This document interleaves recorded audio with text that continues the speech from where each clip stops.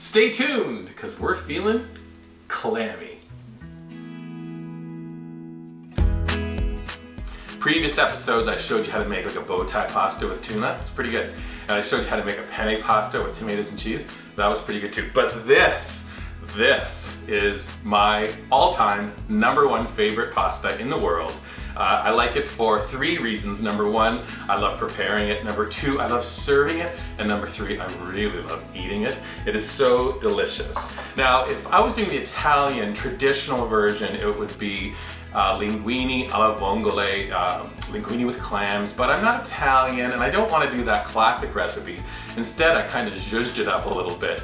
I've made it my own, and I want to show and share with you some of the things you can do to create a really unique and flavorful pasta if you decide to prepare it. Let's start then with a discussion about the principal ingredient, which is clams. For a couple of things, when you first head to your fish purveyor, ask them how fresh their clams are. This is very important. And also, how are the clams harvested? In Canada, for example, we have restrictions on how many clams can be harvested per day in clam season. Also very important, we need to really scrub them well. Over to a sink, in your hands, we're gonna rub them. Then we're gonna take a large pot. I like using a wok-shaped pot. Over to stove top, it is on high, and I'm boiling 3 cups of water. As soon as the water comes to a boil, I'm adding our clams. I'm going to cover them and I'm going to cook them. Every once in a while, jiggle the pan or stir the clams around. We're looking for the clams to be open, which is an indicator that they've cooked. Don't overcook them. We don't want them tough. As soon as all of your clams, pretty much all of your clams have opened, remove them from the liquid and place them into a bowl. In this case, I had absolutely no clams not open. I had no clams not open, all the clams opened. So we took our clams, they're now over to the side. This recipe is for 2 people, so I need 6 clams, 3 to garnish each dish. Place those 6 clams to the side. Take the rest of the clams, remove them from the shell, and then rough chop them and set them to the side.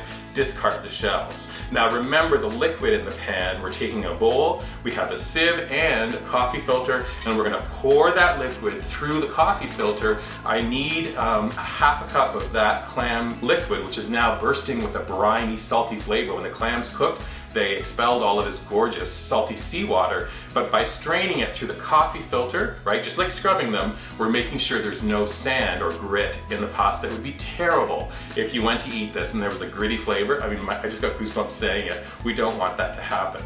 So our clams are prepared. Now we're taking a baking sheet, parchment lined, oven is preheated to 350 degrees, and we're taking small cherry tomatoes on the vine. Place them on your baking sheet, drizzle them with extra virgin olive oil, a little sprinkle of kosher salt, put them in the oven, and we're gonna roast them for about 20 minutes. When they're roasted, let them come out. We're gonna allow them to kind of shrink up, get all wrinkly, take them off of the stem, place them into a bowl. They're gonna be used as a garnish a little later in the recipe. So our clams are ready, our garnish is in the works. Now let's have a conversation about the pasta. Large pot on stove top, water, bring it to a boil. 3 tablespoons of kosher salt. That water is heavily salted. This package says to cook this pasta for 10 minutes to ensure that it's al dente, right? Or to the teeth. We want to make sure that when you bite into it, it still has a little bit of bite. Because this package is saying 10 minutes, I'm cooking the pasta to 8 minutes because we'll be returning the cooked pasta to the pan at the end of the recipe for 2 minutes, and that will then make sure it's cooked perfectly. Does that make sense? Hope so.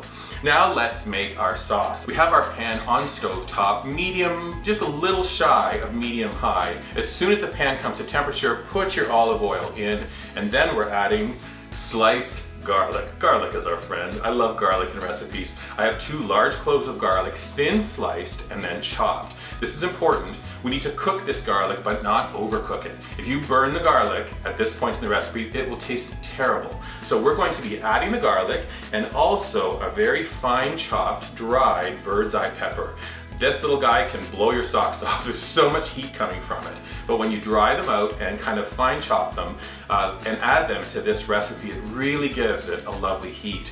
Oil is at temperature, we add our garlic, and then we add the bird's eye. Now don't freak out, the little peppers will change color. That's gonna go maybe brown, but just keep your eye on that garlic. We want the garlic to go from white to ivory but not burned. So once the garlic starts to kind of release that beautiful fragrance, heady aroma, we're going to add the next ingredient, something that you might not expect, but we're adding a beautiful Italian pancetta. So this is a smoked ham. I've cut it and then I've diced it into very small bits. Throw your pancetta in and stir it around with the garlic and the pepper and the oil. It starts to sizzle and cook up very quickly. Now we add 1 cup of white wine, stir everything, same heat, and we allow it to reduce by half. Once it's reduced and you start to, the liquid will kind of go down, you'll start to see those little chunks of pancetta and garlic.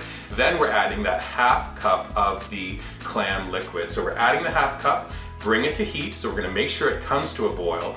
Then we're returning our clams, our chopped clams to the pot, and then how about a big generous helping of flat leaf Italian parsley, rough chop it, throw it in. We're adding a handful of fresh basil, rough chopped, throw that in. Stir it around. Again, we want all of these ingredients to get nice and hot. As soon as they do, don't hate me, 2 tablespoons of butter. And the butter gives it a lovely texture. Once the butter melts, you can see this is at a lovely temperature. We have our cooked pasta. It was at 8 minutes, I drained it. I now add the pasta. Take a couple of spoons and kind of blend everything together. I want the sauce to be going through these noodles. Leave them alone now for 2 additional minutes to cook.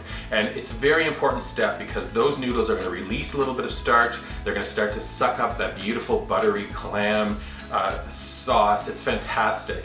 Get your bowls ready. I always serve this recipe in flat soup plates like this. Place your 2 bowls out on the counter, grab your tongs. We have our sauces finished and we're adding a nice generous portion of the linguine into each bowl. Go back with a spoon and grab some of the pancetta, some of the sauce, and kind of fill it out. Remember our reserved clams? We're putting 1, 2, and 3 on the bowl. Remember the tomato garnish, 1, 2, 3, 4, 5, 3 and 5, odd numbers always work with garnish. And then when you're done all that, you're ready to enjoy. And I can tell you just from many years of experience doing this beautiful recipe, when you take that first forkful, let me grab something that I can eat quickly.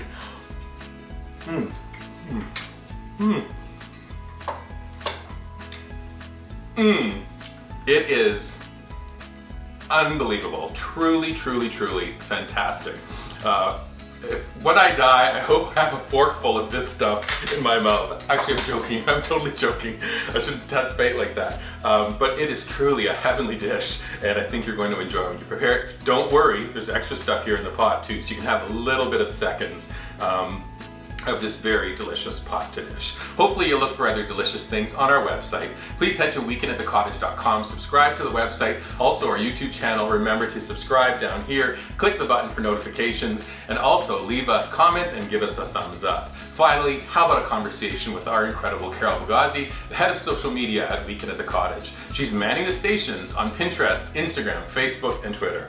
What else can I tell you? Not much. If you ever want to make me happy, invite me over, serve me a bowl of this, and I'd be one heck of a happy person. Wait till you try it. I know you will be too. Hope you enjoy. Take care.